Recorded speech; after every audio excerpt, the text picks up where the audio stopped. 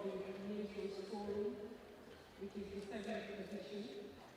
It's a pleasure for me to be chosen here today as a very good friend and partner to the MSCG project through the legislature. My name is Fatih Diba, like I said. I'm the Director of the Department of Community Development under the Ministry of Land, Regional Government, and Business Affairs. I have the honor, first of all, to invite the Honorable Minister of Finance and Economic Affairs, my very own brother, to the to the high table as the speaker or the man who is supposed to give us the opening remarks to the theme of this very important work. Honorable, you are welcome.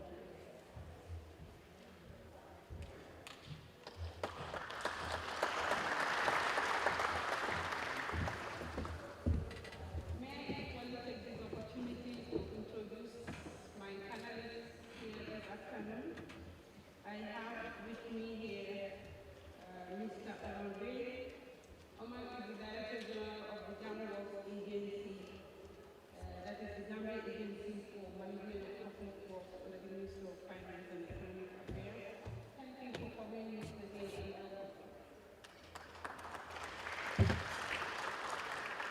I actually have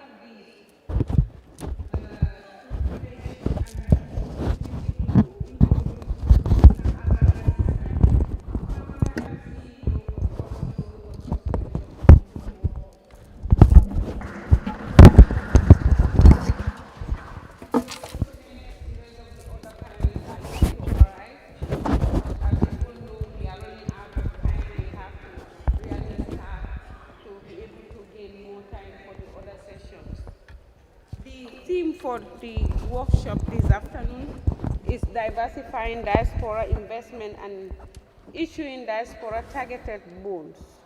I have with me the minister who will really do the introduction of this very important topic and subject matter so that we all understand the topic very well. Equally, the panelists will each go into details to give us their own perspective, thoughts, recommendations, and way forward as to what do we do as a Gambian people, what do we do as a Gambian diaspora, as well as the government and the larger community. So, without wasting much time, I want to invite the Honorable Minister of Finance and Economic Affairs to open this very session for us. Honorable, the floor is yours. Thank you very much, moderator. And thank all the attendees, all protocols duly and respectively observed. This is a very warm topic and dear to us, because as we know as a government, our priority is to encourage domestic resource mobilization, not only for core operations, but also for investments in the economy overall. So it is very apt topic for us, and I'm very particularly honored to be able to say the opening remarks for this panel discussion. Last year, at the 6th edition of the State Indigenous Forum, I had the privilege to address the forum for the first time as the finance minister and also as the I set out on the national strategic relevance of the diaspora finance beyond the increased remittance inflows as announced earlier today by the central bank. Through government's partnership with GK Partners and the MSDG Technical Cooperation Program, the Gambia government is emerging as a recognized leader in different aspects of diaspora finance and investment. Beyond consumption, remittances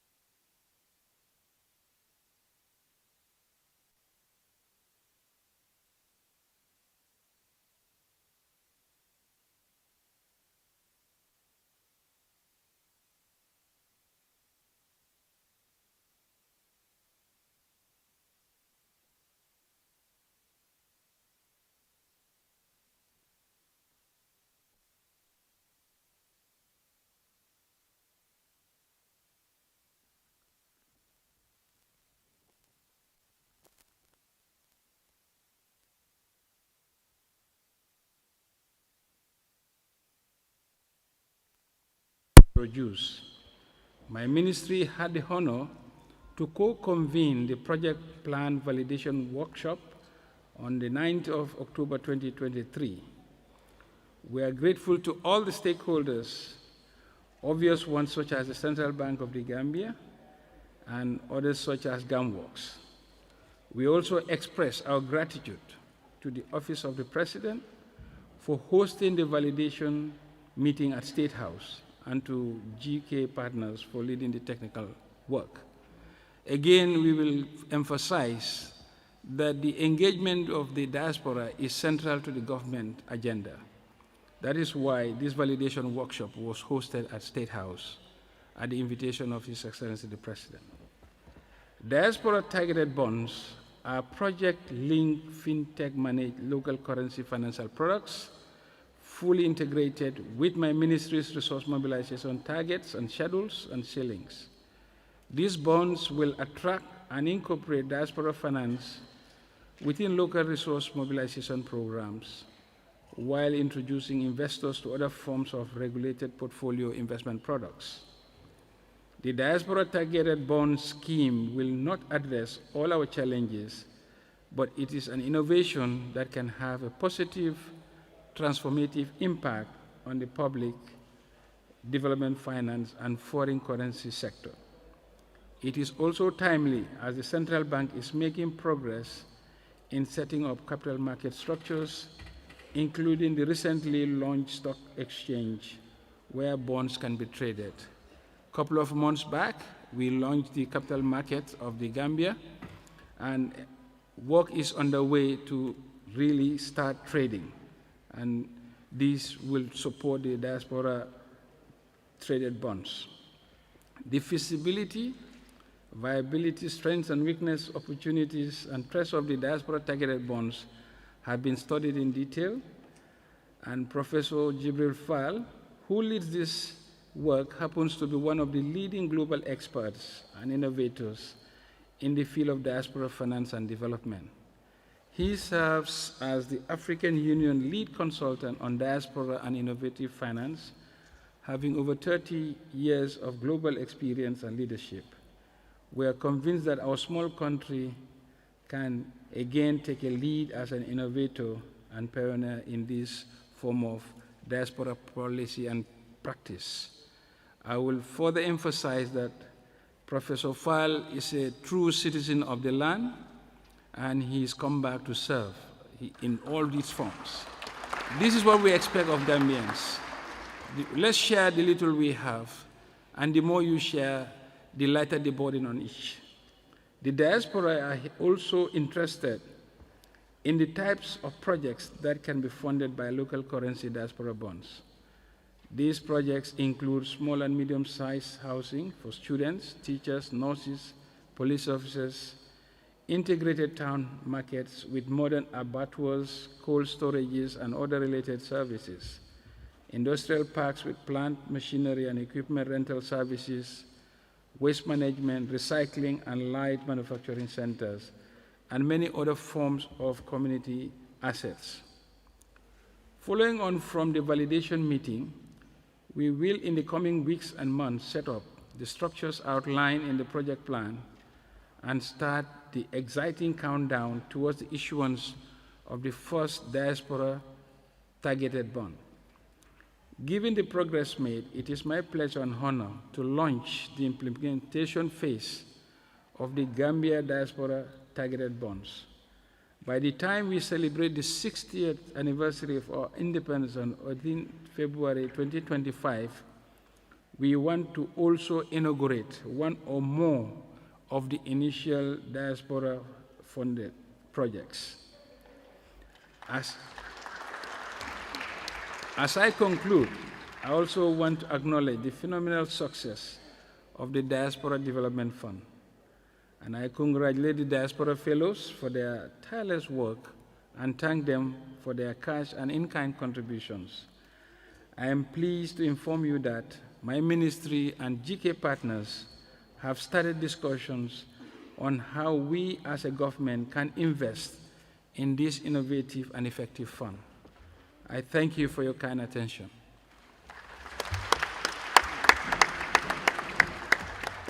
Thank you. Thank you.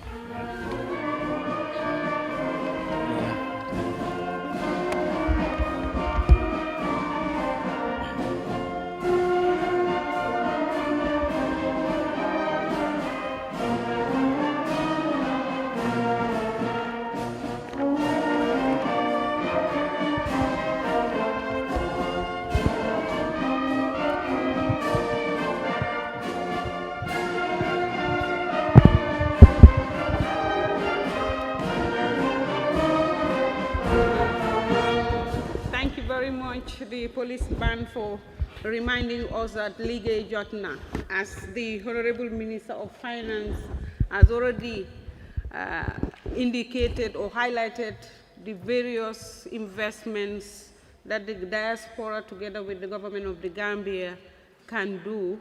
So it's time for us all to put our heads together and develop this country. Thank you, Honorable Minister, for giving us the government perspective and what you are up to.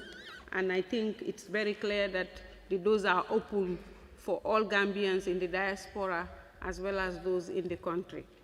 So I would now want to invite my able panelists, their own thoughts, their own views, and then suggestions towards this very important topic of discussion, diversifying the diaspora investment and issuing diaspora targeted bonds. We've already heard from the government, so now we want to go in details to hear from our very own brothers here. So I will first of all call on Mr. Omar Gay, the Director General of the Gambia Agency for Management of Public Works, GAMWorks, to give us his own thoughts and what we can really do as a country to solving the various problems and how do we work together to invest in the Gambia. Mr. Gay, the floor is yours. Thank you, Madam Chair. Honorable Minister, distinguished ladies and gentlemen, I continue to observe the standing protocol. The Honorable Minister just touched on the diaspora targeted fund, bond, and my remarks are going to touch on the possible role that GAMWorks could play in making that a success, particularly on the projects, the community projects he highlighted during his remarks, and how possibly we could go about it for the diaspora community to understand the processes in implementing those projects. GAMWorks is a household name. I think almost all of you, whether you live in the Gambia or abroad, know the name, but may not know how we operate. So I will give a brief of the background of GAMWorks, what we do. And then I will get into the possible roles and explain how we could basically implement those projects. GAMWorks stands for the Gambian Agency for the Management of Public Works and was set up in 1993 by the government of the Gambia and the World Bank, IDA, as an autonomous, not-for-profit institution. GAMWorks, by the way, is not subvented by government. It relies on its management fees from these projects and delegated management contracts, and support given to the project management unit of the project to cover its operations. The role of GAMWorks is to implement projects in an expeditious and efficient manner on behalf of the government of the Gambia and development partners. The activities of the agency encompass the management of projects, especially in the areas of civil works and infrastructure, such as roads, car parks, markets, buildings, offices, schools, resource centers, public amenities, health centers, sanitation, drainage, and water supply, and many others. The agency is involved in the rehabilitation and upgrading of existing structures, and the procurement of goods and services for beneficiaries. GANWorks also undertake capacity building activities for local government authorities, some of whom are here and know what I'm talking about, and the construction industry. The objectives of GANWorks are to execute and manage public works projects and procurement of goods and services on behalf of the government, development partners, and other bodies and associations that are recognized to be in the public interest. Everything that GANWorks does is in the public interest. Wherever possible, we use labor-intensive methods in implementing public works contracts in order to create employment and livelihood improvements. And in the process, we also build the capacities of local contractors and consultants. The main working principles of GANWorks are impartiality, efficiency, economy, independence, and transparency. Initially, government projects implemented by GANWorks were financed by the World Bank, but since then, the agency has been working with other development partners, thanks to the government, including the World Bank, African Development Bank, Islamic Development Bank, OPEC Fund, IFAD, USAID, Global Fund, UNDP, recently BMZ, and also public enterprises, public agencies, and public institutions. The agency's interventions can be classified in two categories. In the first category, whole projects in their entirety are implemented by the agency on behalf of the government and the particular development partner. In the second category, GANWorks acts as a delegated management contractor and implements components of projects, namely in the areas of civil works and infrastructure on behalf of that sector. As an implementation tool for government and development partners, GANWorks has demonstrated over the years an excellent track record in successfully implementing development projects, especially in the areas of infrastructure and civil works.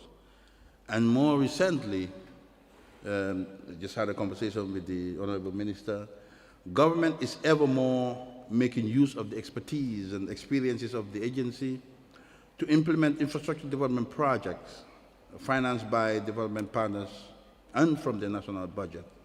There are big ideas from government in trying to see how it can empower GANWorks to do more, using our expertise, using our experience to really support government's development agenda. With regards to the diaspora targeted bonds, it is with our understanding that they are linked to pre-identified projects that the Honorable Minister mentioned, and we believe that there is a role for GANWorks to play.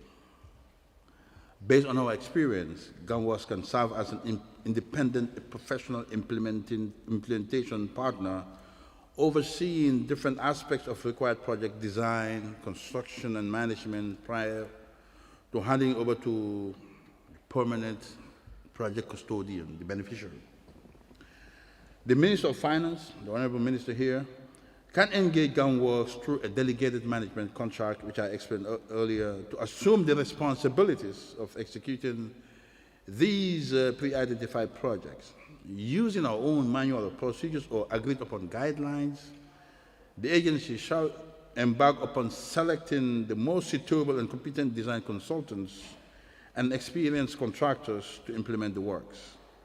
Implementation will start with the definition of the administrative, technical, and financial conditions for which the project shall be studied and implemented. Provide the necessary technical support in identification and selection of these project interventions. Now, selection through competitive procedures of the consultants for the studies or designs, signing of the contracts with them, including the supervision of works where necessary and management of same. And then we get into the review at every stage of the design with the design consultants, approval of these designs and the scope of the work, and then get into the next stage after the designs have been completed, the preparation of bidding documents for the procurement of works. Now, with the procurement, we will be responsible for the selection through competitive procedures of the contractors, signing of the contracts, and contract management of the works, obviously. And in that process, assist in the payment of the services of both the consultant and the cost of the works to the contractor. Towards the end, acceptance of the works and performance of all accomplishments of all acts dealing with the responsibilities cited above just now, and report on the financial and technical aspect of any ongoing activities necessary to help in the preparation for the application for the payments is delivering, has been delivering, and has been fulfilling its raison d'etre. The agency, as recognized by this government, that have creation and to realize on projects.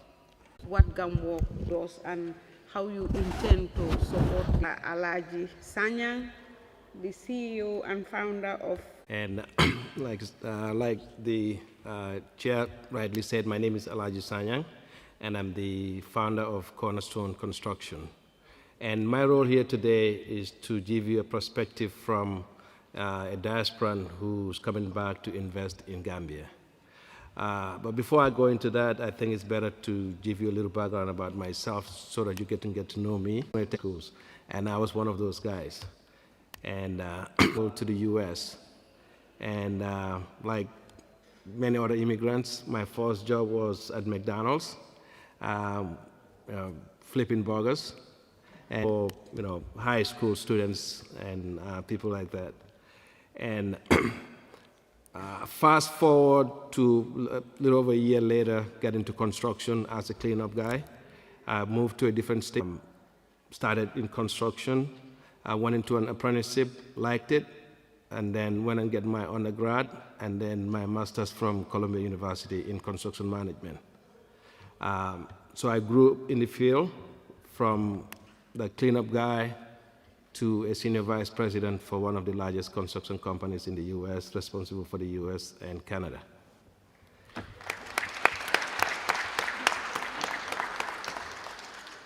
And then I said to myself, what's next?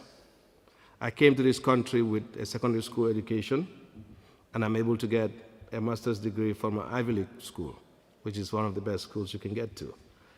I came to this country happy that I have a job at McDonald's, to getting a job where I was paid a sign-on bonus. Just because I want to work for them, they pay me a sign-on bonus. I got to, in my career, from being the guy who sweeps floors to the guy who sits in the executive room making decisions on billion-dollar contracts. What am I doing for my people back home? And that is why in 2017 or 2018, we started Cornerstone in the Gambia. And the way we started it was have construction experience for a little over 25 years. I know local knowledge is very important. And you can't just go to a country and start big. So what I did was started with my own house, built my own house, and learned my lessons from it.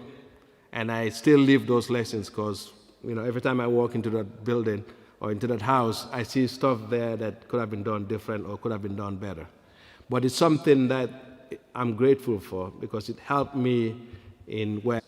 And of recent, we also have some EU projects, which is a little over $70 million. We have a 50-kilometer road project with the government, which is a little over $1 billion that we have ongoing right now.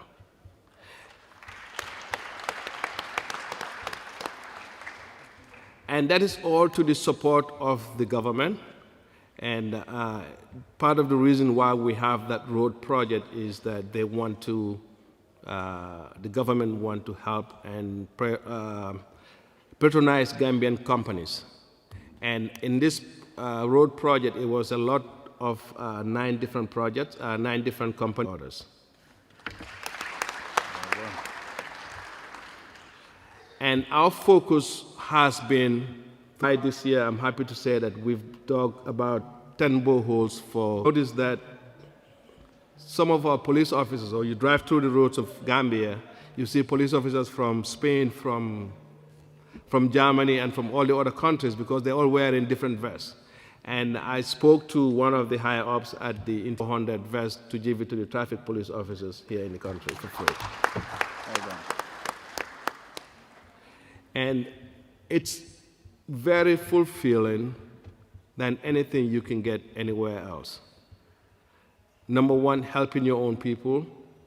And number two, coming to see where some of the issues are and being part of the solution instead of being part of the problem. And I'm happy to answer any questions that you may have. Thank you.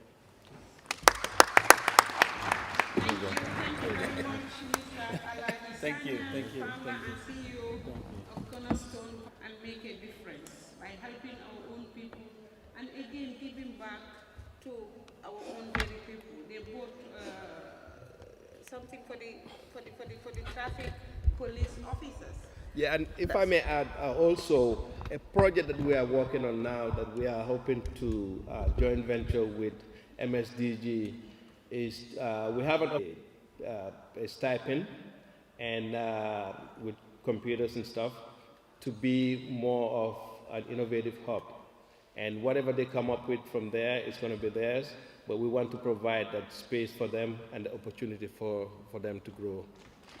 Thank you. Thank you, CEO and founder of Cornerstone Construction. I hope we are all clear and already assured that something can be done. We can do it in our own very country. We can help our own people to fight unemployment and other issues.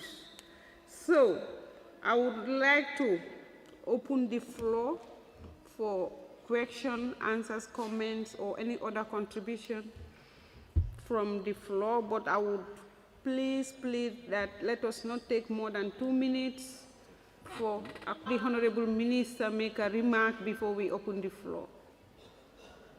Madam Moderator, I intend not to make a remark, but to complement the deliberation of Alaji. Yes. Alaji is an example of a case study where the government is prepared and the doors are open to any government. Merit and open competition is how Alaji has won all these contracts awarded by government. And we are encouraging Gambians to come forward and take charge of their economy. Nobody can develop this economy apart from ourselves. And if you look at government allocation to civil works and infrastructure development, it goes to billions of dollars annually. And it's time for Gambia to take charge of that. Alaji is such a shining example. So it is a case point, and there was no backhand deal. It was very transparent. He built the first project with the Enabel in Genoa, where he developed an agropole. It was a first of its kind, and I think the competition was so stiff, he competed with European firms. And we are proud that the EU funders were very comfortable and proud of the project implementation. The 50-kilometer road that he has been given also was acquired through open competition, and he is on track and even ahead of schedule. Of all the contracts awarded, Alaji is the one who has issued the first IPCs, and we will support you. Just as I cannot complete without giving this side of the story of what I know about Alaji. And we would want many more Alajis from the diaspora. Thank you. I think that's very important how Alaji and Co were able to get this contract from government. It's our own government, we are the government. So the projects are here. Let us all come back and contribute. So like I said, I want to open the floor for questions, comments, suggestions, or any other contribution that one would want to make with a 2-minute allocation to, yes, speakers, please. Okay, so I will have first 3 questions and allow the panelists to respond, then we go for the next if time permits us. So the first hand I saw, it's over there. Please, gentleman, can please introduce yourself and then you go into what you want to say, please.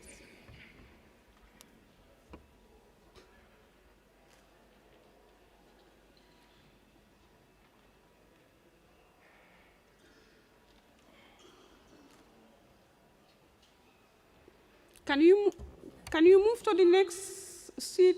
Okay, okay, thank you. Welcome. Thank you very much for your deliberations. And I want to acknowledge the presence of the Minister and all those resource personnel here. I'm Mr. Celeste Jammeh. I'm the Secretary General for the Coalition of Progressive Gambians, the President. My concern is, as a president, we have diasporas within our membership. And the Minister has said something very important about the contribution of the diasporas as far as the Gambian economy is concerned. I just want to ask, what are the incentives given to those diasporas so that we can invest in the Gambia? Because most of them fear call a lot of fees. That is the purpose of bureaucracy to start a business and many other things that are hindering them to come in and invest. What are the opportunities or added value or the incentives given to them? And with GamWorks, we have an institution called GTTI. What is GamWorks going to at least incorporate those students from the GTTI or cornerstone, incorporate those students or even subcontract some of their contracts to those students so that they can help the GTTI to become the institution it is supposed to be, where at least students can be even motivated when they excel and they are outstanding.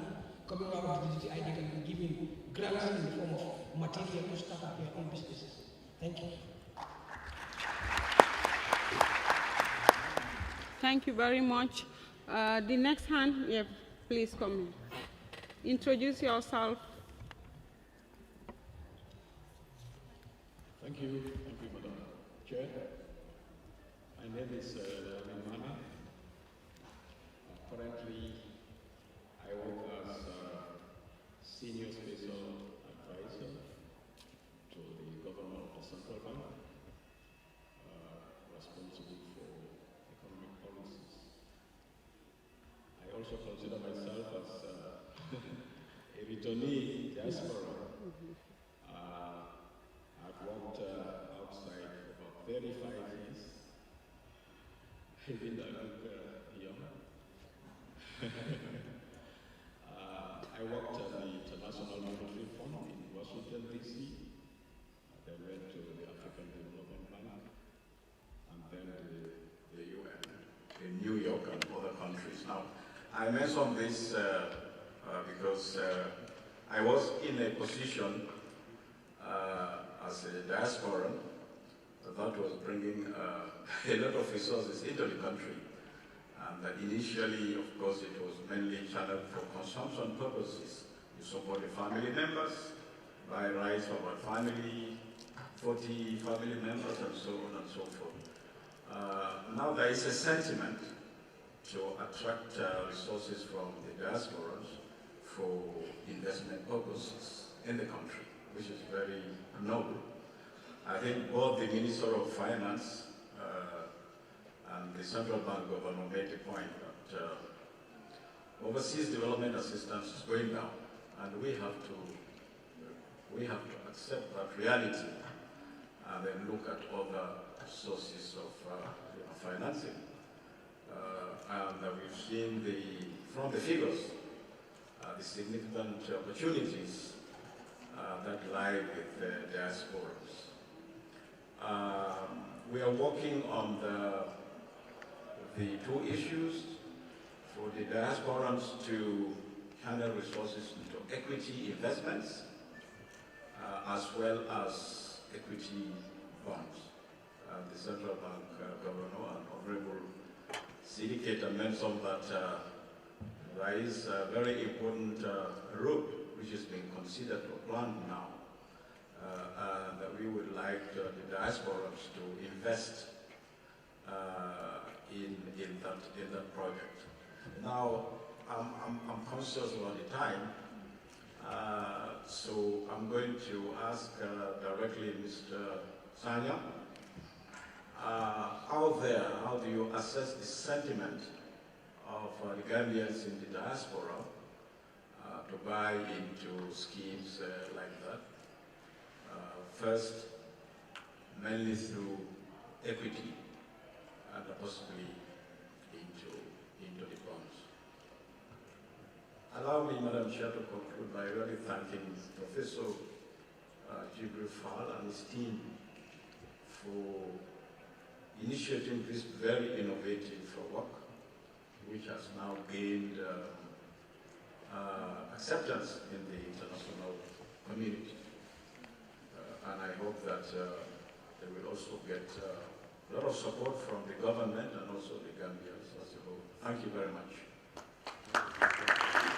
Thank you very much. Can I allow Dr. Carl?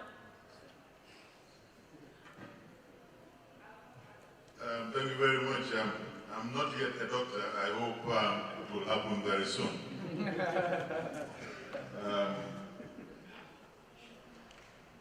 Honorable Minister, Director General, and Mr. Sanya, usually when I'm participating in national efforts like this, I start with a disclaimer that the comments and the questions I'm asking, I ask them entirely in my personal capacity as a Gambian lawyer and as a citizen. I think this disclaimer is ever more necessary because it has become very difficult for me to be identified beyond my political leanings. And I mean it very seriously when I talk about national issues, because this country belongs to all of us. And I'm very proud today because the Director General of GAMWorks is sitting there. In my very short career in public service, I was chairman of the board of directors of GAMWorks at some point. Again, in my short career in public service, I was the acting CEO of the Gambia Diversity Agency under the Ministry of Finance all those years ago when Gambia was thinking of going the privatization way. I say this because I have a life before my political leanings, and I continue to have a life after my political colors are known. So I felt it's necessary to come up with these caveats to preface my question. My question is that we are gathering here at the Sadauda Jawara International Conference Center, and it may have been an oversight on the part of previous speakers, but this is also the centenary of Sadauda's birth. And I have so far, the new year is about 2 weeks old, I have never had in public circles, in public debates, tributes or reminders of the legacy of Sadauda. So I would start by making this point that because we do not have the right historical consciousness about our development process, innovation has become rather difficult. And in a way, it has made us not really conscious of the context in which development happens. Because I was talking to the CEO of the Gambia Chamber of Commerce. I forgot to mention also, I was one time CEO of Gambia Chamber of Commerce. I'm sorry I'm taking a little bit more time, but I'll get to the point. She told me that she was not invited to be a panelist. She was invited to attend. So again, I think this is also an oversight. But I just want to make the point that if we want to incentivize diaspora investments, I think the legal and regulatory framework that would enable that must be present. I know last year we inaugurated the Gambia capital markets, but the attending laws to that ecosystem to make the diaspora confident that their investments are safe and they will get the right returns there.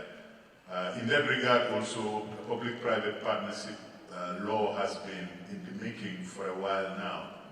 I would like to know from the Honourable Minister how quickly or how soon will this law be enacted, because I think partnership and cooperative finance, cooperative investments, these are all avenues to incentivize diaspora participation in the economy.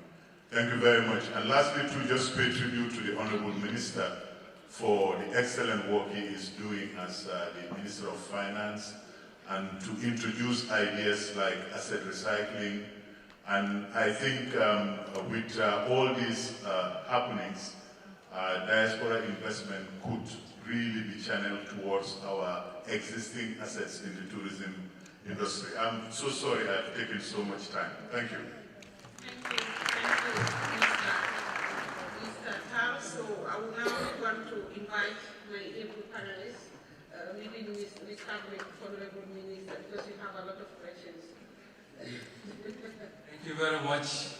I also will start with the assurance to Mr. Tan that diversity is which is the best way to grow. And as a government, our doors are open. Ideas can come from where you least expect it. So your political colors don't matter. What matters is what you bring to the table. It's a national development effort. No one person, no one party, no one tribe can do it. All Gambians are welcome. So our doors are open. Feel free to participate in public discourse. Even our public offices are open. We'll definitely usher you in to come and join in the public enterprise. So that career is addressed. I think what you've said is very true, that there are attendant issues. You mentioned about the history lane, memory lane, acknowledging the centenary of the first father of the Republic. This must be an oversight. I'm sorry, we are not good historians, but it's good that you bring us to book for that. I think this is a mistake on all our side, but we're still waiting a couple of months before April, before it's 100 years precisely, if I remember. On the PPP law, this is currently at Cabinet. Cabinet is supposed to be in one of the Cabinet agendas in the coming weeks, and as soon as that is done, it's going to be one of those reforms that we've embarked on, because as you recall, we've embarked on a set of reforms in the last 1 or 2 years, starting with public procurement, to create investor confidence, to ensure that all public procurement will go through a due process, and only merit or best participant will be given the award of public contracts or procurement. Then from there, we went on to the state-owned enterprise reforms, and now we are onto the public-private partnership. And before we even get there, we've jumped the gun, because we already have approved a public-private partnership policy, which is the guiding framework which we use in order to do the asset recycling. So we didn't do asset recycling in a vacuum, we did it in a policy environment. But we believe the way forward is to have a full public-private partnership law enacted, and that is at Parliament. Development is a gamble, it's a journey. It's not, there is no one way to it. So what Mr. Tal has said is very true. All these diasporans should be assured that the rule of law is in place. Fair and transparent processing of public contracts are in place. And there is one culture we need to address. That is, we should take fear out of the room. Every Gambian should see themselves as having a stake at the table, and national development is the responsibility of everybody. That will take different forms. For some, social media, as virulent as they are welcome. dissenting opinion is welcome. It's just how you construct it. But otherwise, as we say in academia, the wider the criticism of a paper, the richer the quality. So it is in governance, and we are open to that. So on that note, Mr. Tal, we assure you our doors are open and your contributions are welcome.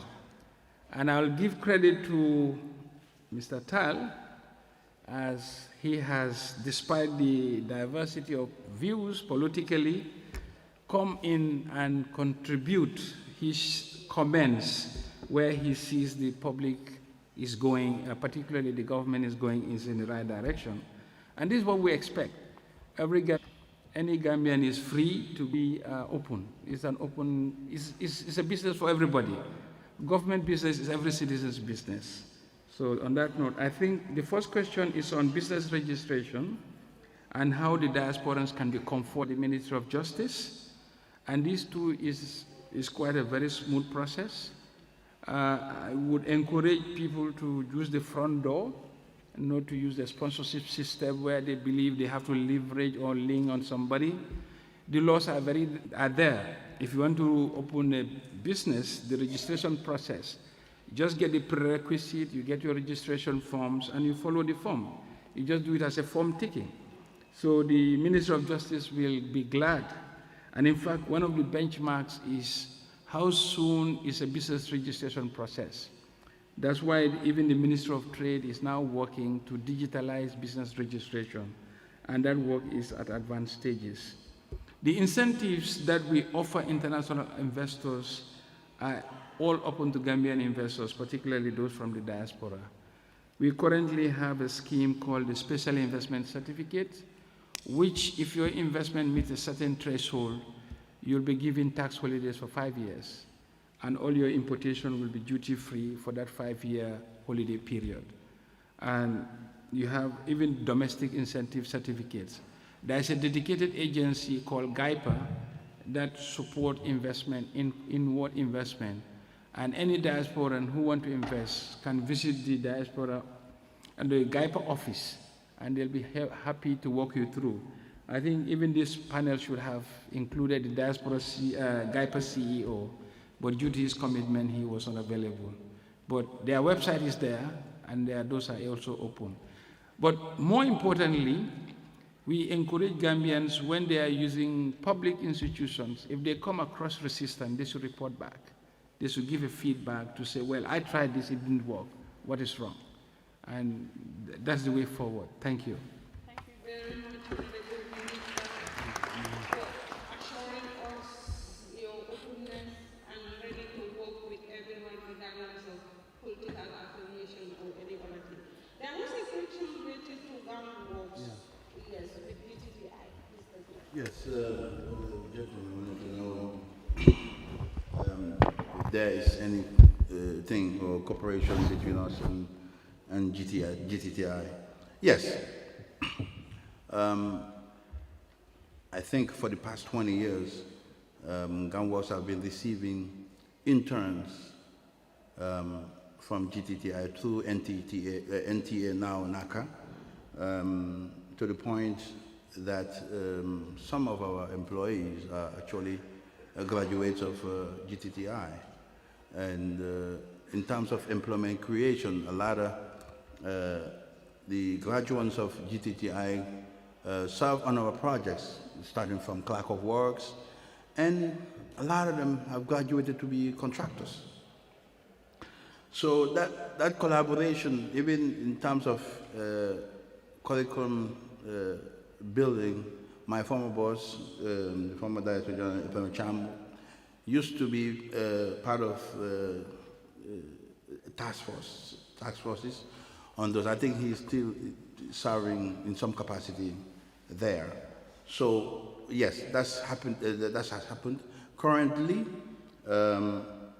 we have built through one of our projects the dormitories for Mansakonko, and one is currently ongoing, probably completed and handed over next month in Julanga.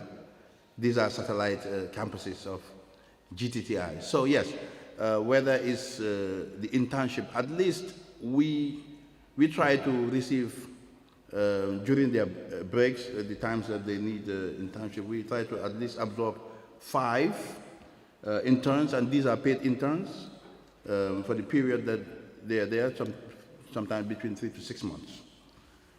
So I think, yes,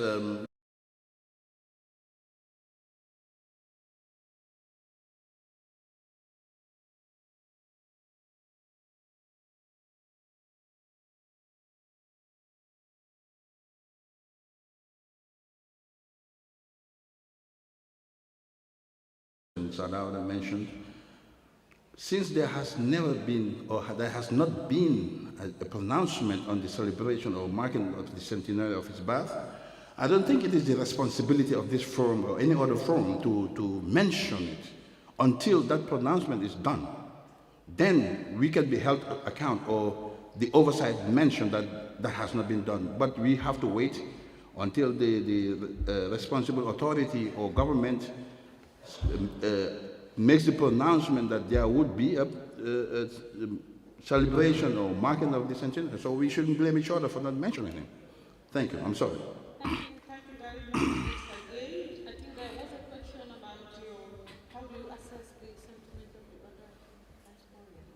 That's a very good question, and a very tough one too. I've been very fortunate to travel to a lot of different countries, and I think that the last I counted it was about 52 countries. And everywhere I go, I try to meet Gambians. And Gambians are the only ones that I've met amongst all the other diasporas who always want to go back. I've never met a single Gambian who bought their cemetery where they are. Every single Gambian that I've ever met wants to come back home. The way they want to come back home could be slightly different, but we all have the hope for Gambia and for Africa. When you invest in a business, you expect returns. So it's one thing that you want to go back home, but it's another thing to invest in that place. Because when you give charity, you're doing it to help people, but when you invest in a business, you're expecting some return.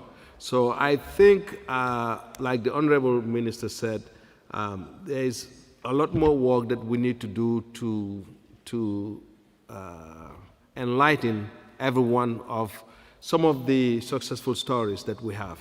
Because even myself, when I tell people that, hey, I'm going to leave my job and go to Africa or go to Gambia, most people think I'm crazy.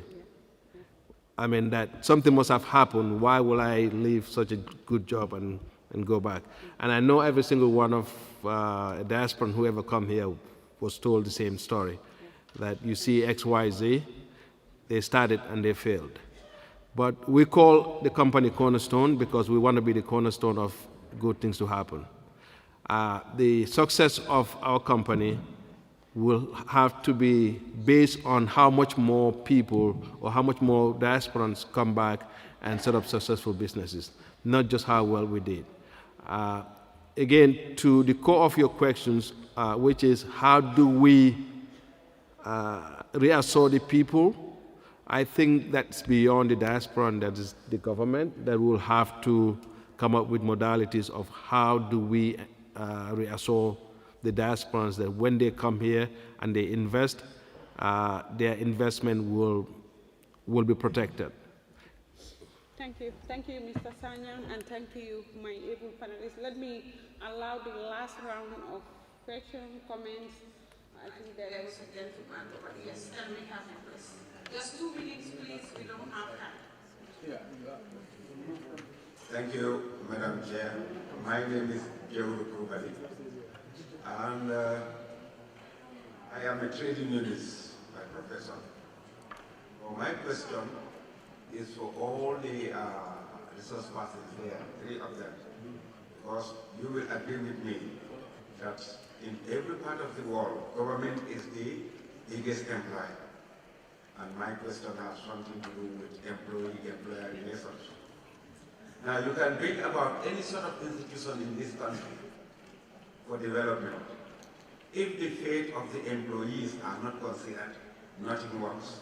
And that is exactly what is happening in the Gambia here.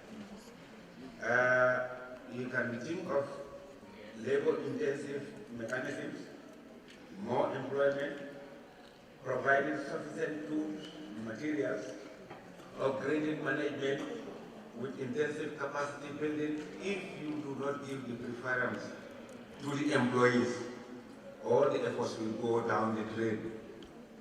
The employees in the Gambia are living by hand to mouth. They are not given any preference. So this is what I think all three panelists can contribute. It's coming in a form of a question. Now, we see what you can comment about that. The workers are suffering in the Gambia. Before you know that, you go to the industrial tribunal. Daily, you find thousands and thousands of workers who have been terminated wrongfully or even correctly, but they have been terminated, they have been dismissed. So that won't make any institution work here properly. The fate of the workers must be considered. Thank you. Thank you. Can we have this is my last round because we are wrapping up by 3:15. Yeah. Yes. Go to the mic, you sit there. Can we maintain the 2 minutes and then avoid too much elaboration? Just go straight to the question. If you have a question or shutting your comments, please. Yeah, salute. So I just want to speak on behalf of how do we assess the sentiment of the diasporans. Well, because someone was saying, Alaji, the first speaker was saying, reading a little bit of his biography. I am also a backway boy who took all the strides to go to Europe. I ended up in Italy in 2013. I did my master's, I did 2 masters, a PhD, and I am now a researcher at the University of Bologna, but I decided to come back to the Gambia.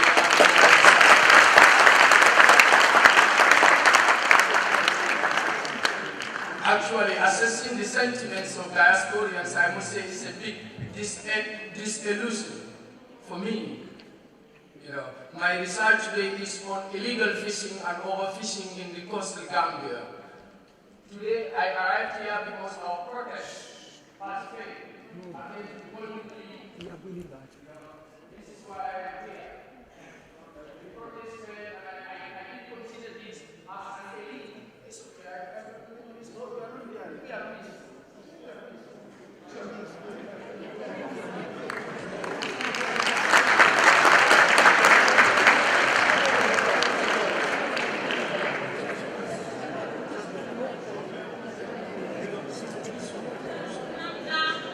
Exactly.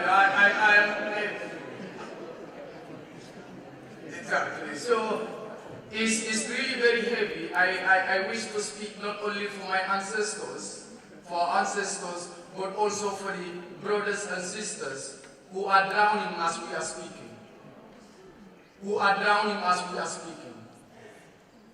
I couldn't drown.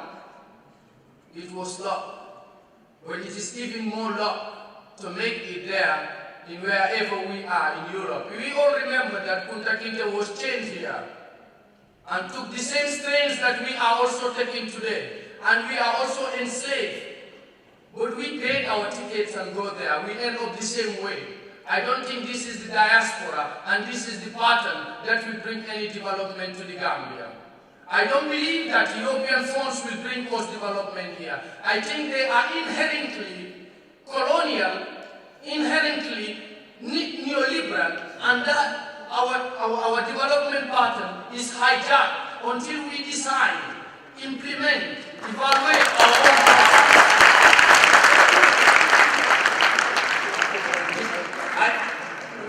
We created a Gambian Students and Researchers Association in Italy, and that has members of more than 130 people. We decided to write and agree with the Ministry of Foreign Affairs and the Diaspora Directorate an MOU to facilitate Gambian students to travel there without taking the back way. I want to know who are the securities, the insurance of the families in this country, if not the diasporans. I want to know the statistics of the number of people who have registered to do businesses here. I want to know how many diasporians are paying taxes. In my village, I am building the school fence. In my village, the water boreholes that we have there are not built by the government or any other diasporian firm. I am going every day to Khartoum, to Sanyang, to Gunjur, to Tangier, or to Banjul. I have interviewed the Ministry of Fisheries, the Native Commando, the fishermen, the Mbayan, Badimun. Thank you very much. But it is not true to continue this way. We are a complete failure.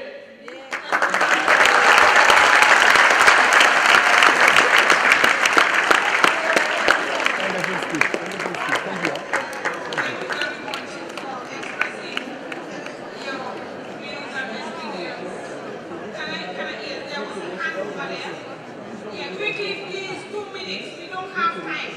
I have only 15 more minutes to go. Can I have you? Yes, please. Or can I just go back there? I'm giving you the floor, please. Yes.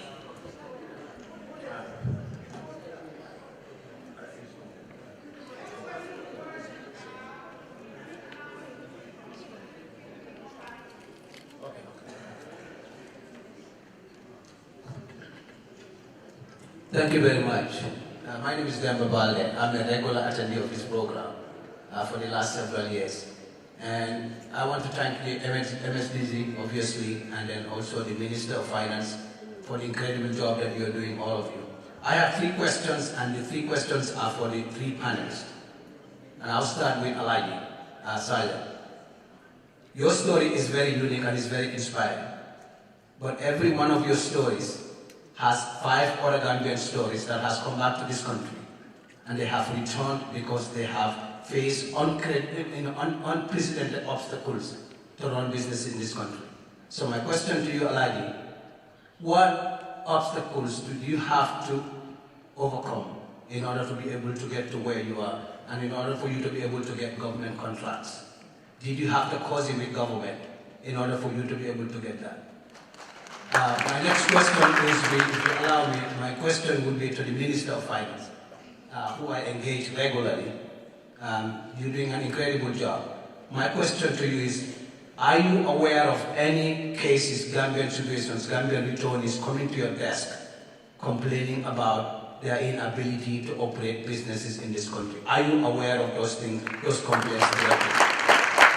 My last question is for Mr. Gay Gamworks. There are several Gambians that are, now are aware that almost development is impossible to come into their neighborhoods. I reside in a neighborhood and I have engaged my neighborhood that has a lot of diasporans that own homes in there. We want to build our own roads in those areas.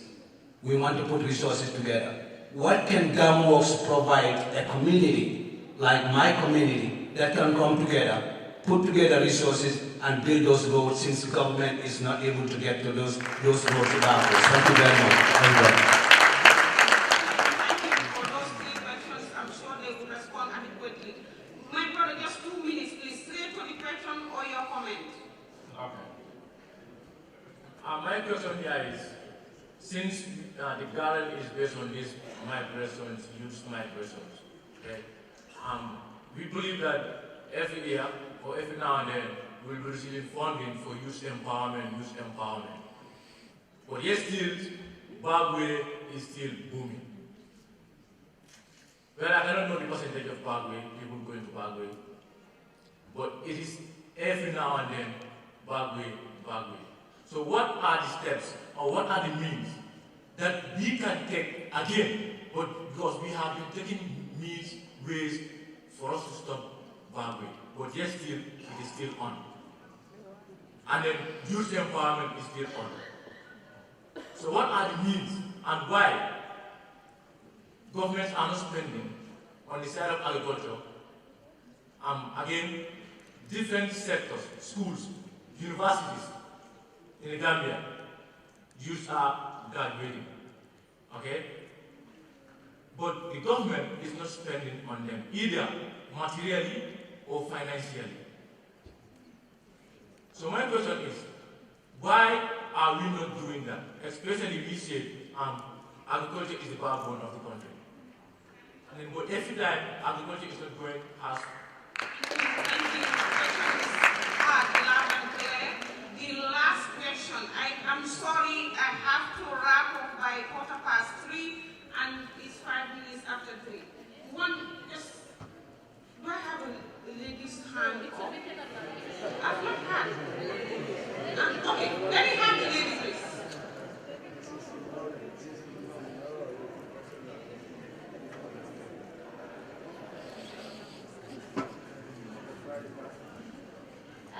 Good day, everyone. I'm happy to be here.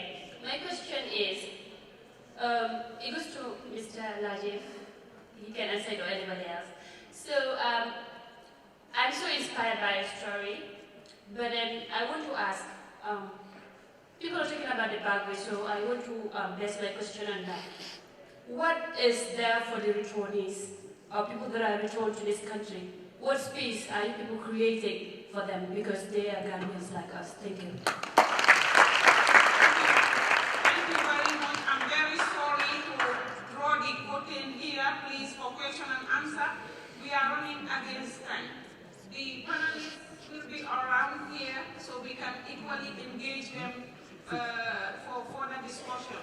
I'm sure the Minister of Trade can equally help us with my brother's comment about the number of businesses registered here and there. So on that note, I want to equally allow my panelists to respond to the questions and comments raised.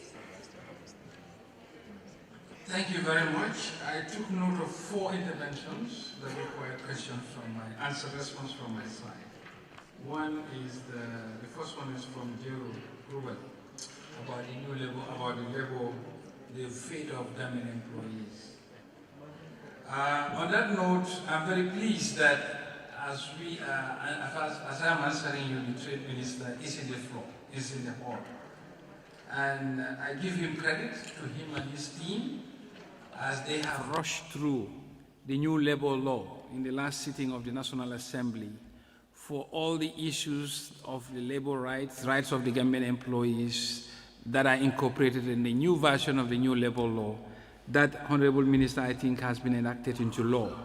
So whatever challenges were there, we believe that was a thing of the past. The new labor law is there. We would encourage employers and employees to familiarize themselves so that they know their rights. And my Honorable Minister of Trade and Regional Integration and Employment will certainly be there to help. And let's not just stop at reading on the desk. If we have issues, the ministries are here. Just go there, they'll answer your questions. And I take with delight the contribution from the second speaker who has actually lamented with concern, and we hear it loud and clear. Luckily, the country that he was talking about, I happen to live there too.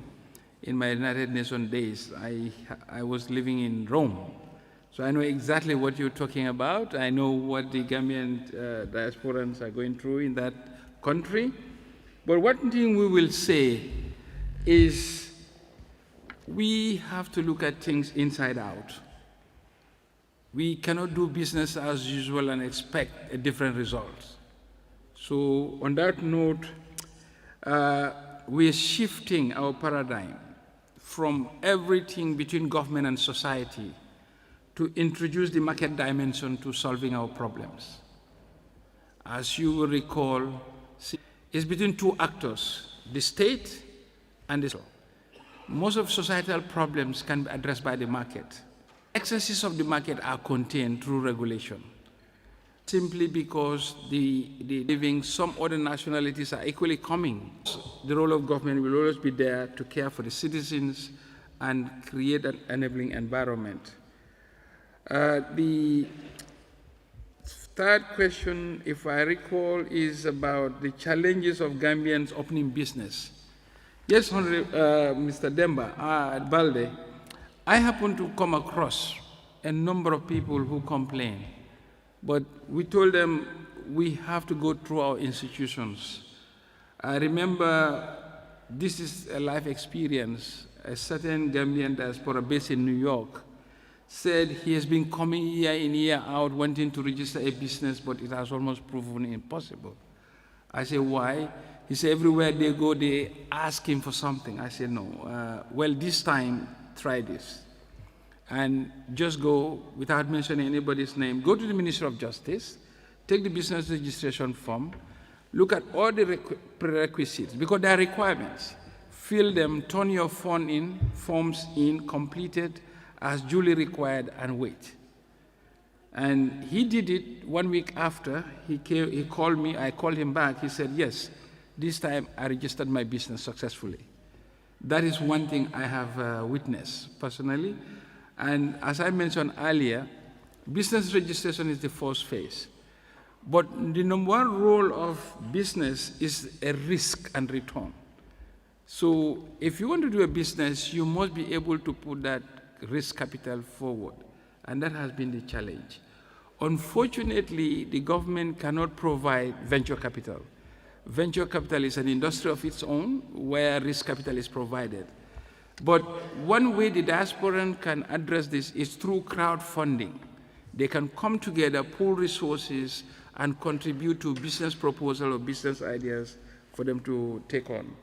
I think that these are, but to comment on the lack of opportunity and the challenge vis-a-vis our people migrating. That's why if you look at our model going forward, we are focusing on domestic resource mobilization. We are emphasizing that let's look inward, pay our rightful dues to the state, what belongs to the state, go to the state transparently without any hiccups, so that you will have fully funded government operations that will fulfill its role. I think this, and there was a question on the role of government expenditure on youth. I will hasten to answer this. The youth, by definition, is age up to 35. And youth is not in a box. It's a cross-cutting. And if you look at what government is doing in this area, you have from kindergarten to grade 12, free education. Even school meals included, textbooks, calculators, all of these are provided. Then at the higher education, University of the Gambia, most of the students attending University of the Gambia are on scholarship, and most of them are funded by the government. That's another investment in the youth. The Ministry of Trade has launched the National Employment Policy to address the issue, frictional or otherwise, of employment. All this, and even in the area of sports, this year, the recent AFCON, the Gambia government contributed 209 million out of the ordinary budget to sponsor the Gambian team to go to AFCON. The first contribution was 171, and we have contributed additional 38 million, making it 209 million. This is not what is in the national budget for them. The ministry's budget is on top of this. So if you look at it, we are investing a lot, and it's not just what is in the Consolidated Revenue Fund budget that is geared towards the youth sector. Even in agriculture, you have the Shanghai Initiative, School of Nursing and Midwifery, public health, all of these things. But of course, government is never enough, but the private sector is also welcome to participate. Thank you.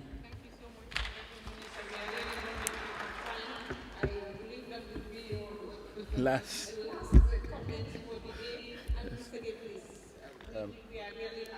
Yeah, very short. I think I have two responses. One is to my co-author, the labor unionists. He mentioned about the labor conditions of employees. I cannot talk about labor laws. I cannot talk about the rights of labor. There is a ministry for that. But I can give anecdotes with regards to our area in terms of construction. The work we do is mostly labor intensive. A lot of workers, a lot of tradesmen, whether it's masons, carpenters, welders, painters, on and on. And the anecdote I will give is this. In 2004, when I joined Gunworks, we had this project, PACAB, and we went on a field trip with the task manager to look at the projects, and we went to Medina Sering Mas in the Nyomi. We were building, not Medina Sering Mas. We were building the health center there. So this issue about labor came up, about the payments in terms of the rates that we are paying, the wages. So he asked the mason, how much are you being paid? He said, I'm being paid $250 a day. I said, really? And he converted that into dollars, and it was low. But then he turned around, and because the mail nurse was not too far away, and he called him and said, how much are you being paid per month? He said, $1,500. And he looked at it, 250 times 30, that's 7,500. So you get paid, and this is a decent work. The nurse, it's a decent job, he's getting paid 1,500. You as a mason, you've been paid many times more, 7,500. So you, even though yours look like not as decent as the nurse, you're getting far more than the nurse. And if you go today, and most of you are building your houses, at least a good number of you, a mason would be making $600 to $700 a day today. I don't think that kind of rate jump has happened in other areas in this country. And the reason for, so from 7,500 to 18,000, something like that. And the reason why they have that jump in terms of wage increase is because these tradesmen have a leverage in controlling their rates, their wages. And what they charge normally goes around the market. And they are not being supported by the trade unions, and this is not set by the government. It's based on their skills and the demand for it. And they have control over it. At least from this perspective in the construction industry, we know this, that these laborers basically are sitting at the driver's seat with regards to their wages. Thank you. Thank you so much, Mr. Lee. And then Mr. Sanyan, please, we are out of Okay, thank you so much again.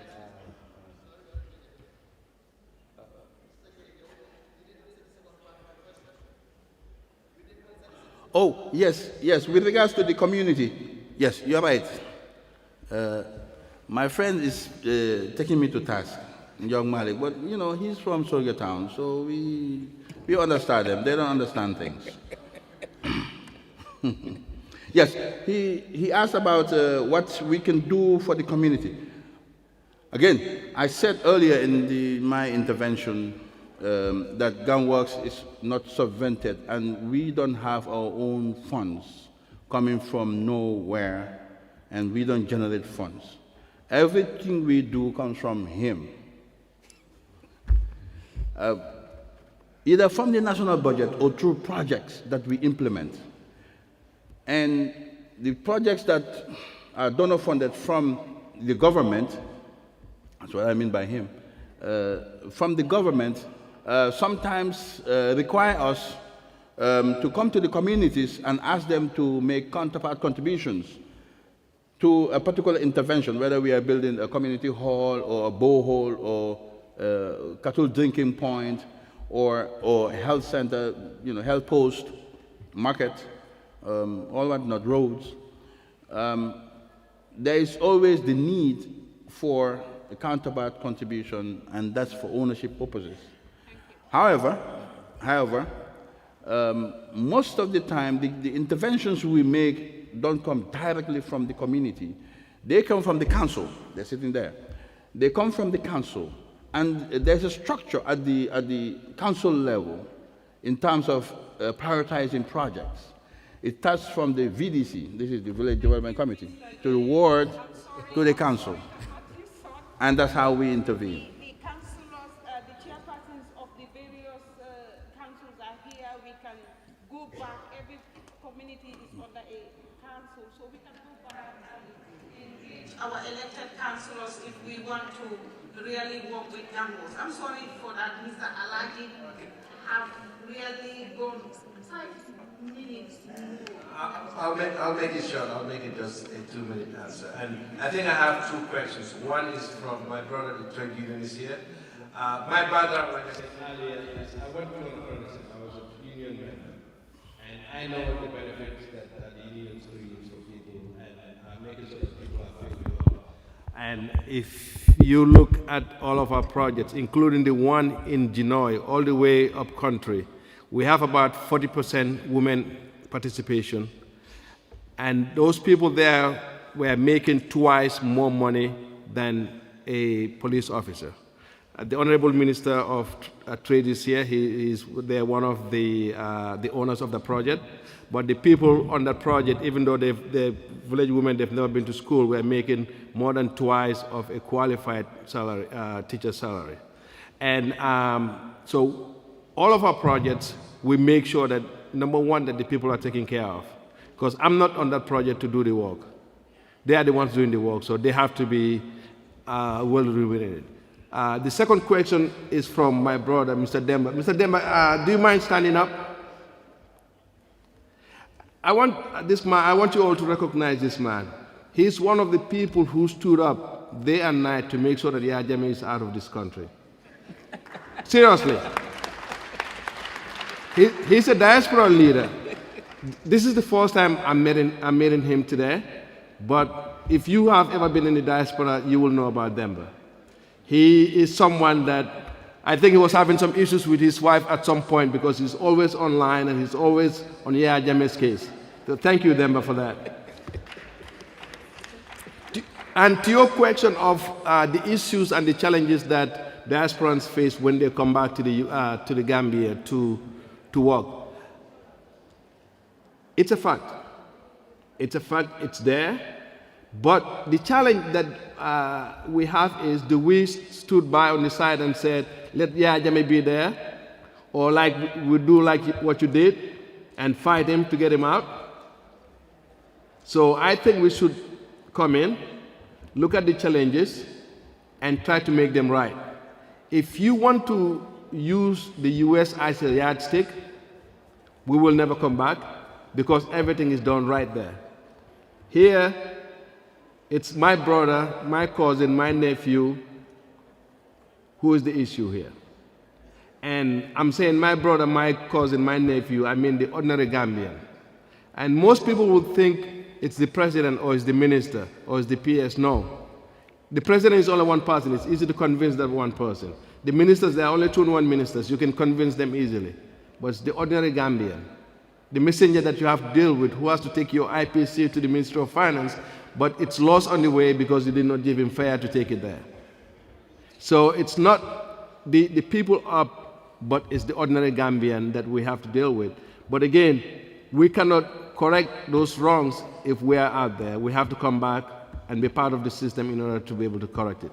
Thank you. Thank you very much. A round of applause for my able panelists, please. Thank you.